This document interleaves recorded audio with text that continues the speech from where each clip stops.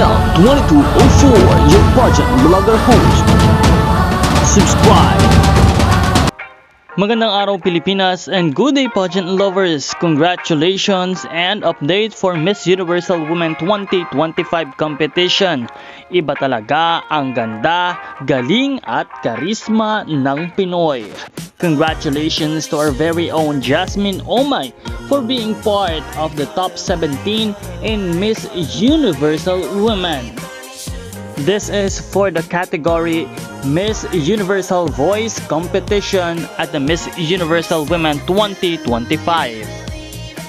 According to the Miss Universal Women organization, our finalists have been chosen to lead the International Congress of Successful Women, where each will deliver a presentation on one of the 17 United Nations Sustainable Development Goals, alongside the rest of the candidates who will actively participate, engaging in a meaningful dialogue and questions, all in the presence of distinguished panel of judges that elevates this powerful global forum of purpose and leadership. And now, ladies and gentlemen, here are our top 17 for Miss Universal Women Universal Voice Competition. Begin with Arabia, Argentina, Bolivia, Zimbabwe, Chile, Philippines, Dominican Republic, Venezuela, Estonia, Czech Republic.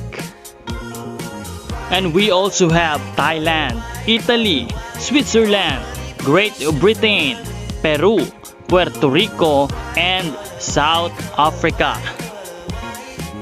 Once again, ladies and gentlemen, let us congratulate our very own Jasmine Omay of the Philippines for this Universal Women 2025 at sa kanyang magandang pagbibigay ng laban.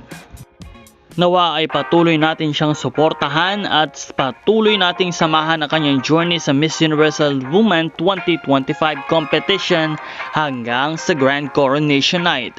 Patuloy tayong magbibigay ng mga updates kaya huwag kalimutan na mag-subscribe para sa lahat ng mga bagong balita. This is Nel 2204, your pageant blogger host. Magkita po tayong muli sa susunod na video.